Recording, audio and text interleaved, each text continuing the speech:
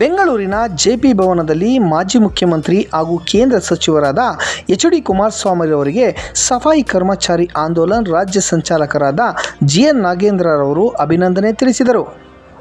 ಈ ವೇಳೆ ಸುದ್ದಿಗಾರರೊಂದಿಗೆ ಮಾತನಾಡಿದ ಜಿ.ಎನ್. ನಾಗೇಂದ್ರರವರು, ರಾಜ್ಯದಲ್ಲಿ ಎಚ್.ಡಿ. ಕುಮಾರಸ್ವಾಮಿಯವರು ಜನಪರ ಕಾರ್ಯಗಳನ್ನು ಮಾಡಿ ಯಶಸ್ವಿಯಾಗಿದ್ದಾರೆ.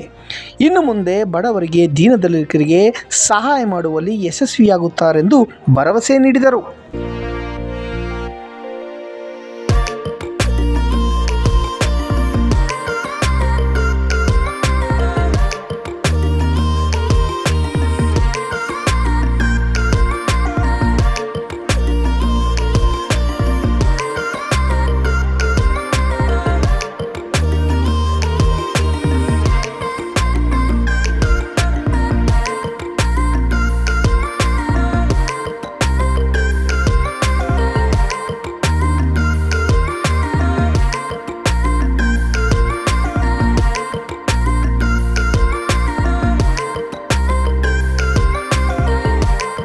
ಸರ್, ಕುಮಾರಸ್ವಾಮಿಗಾಗಲಿ ಮತ್ತು BJP JDSಗೂ ಹೇಳ್ತೀನಿ, ಮತ್ತು BJPಗವ್ರಿಗೂ ಕೂಡ ನಾನು ಶುಭಾಶಯಗಳು ಹೇಳ್ತಾ ಇದ್ದೀನಿ ಸರ್.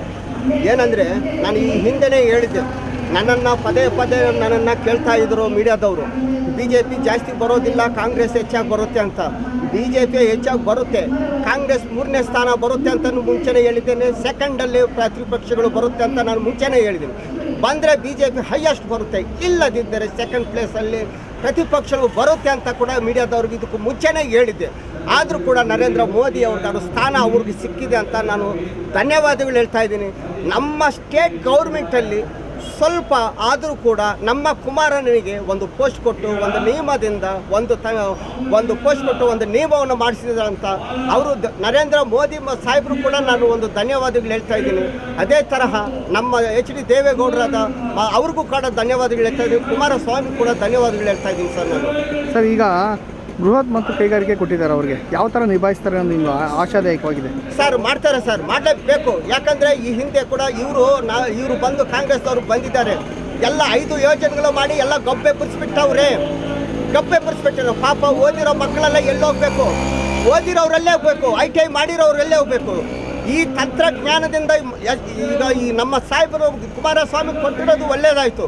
ನಮ್ಮ ಸ್ಟೇಟ್ ಗೌರ್ಮೆಂಟಲ್ಲಿ ಈ ತಂತ್ರಜ್ಞಾನ ಒಂದು ಜ್ಞಾನದಿಂದ ಒಂದು ಮಾಡಿದರೆ ನಿಜವಾಗ್ಲೂ ಓದಿರೋ ಮಕ್ಕಳಿಗೆ ಅನುಕೂಲ ಆಗುತ್ತೆ ಅಂತ ನಾನು ಹೇಳ್ತಾ ಇದ್ದೀನಿ ಸರ್. ಇದು ಬಡವ್ರಿಗೆ ಯಾವ ಥರ ನಿಭಾಯಿಸ್ತಾರೆ? ಬಡವ್ರಿಗೆ ಕೂಡ ಅನುಕೂಲ ಆಗುತ್ತೆ.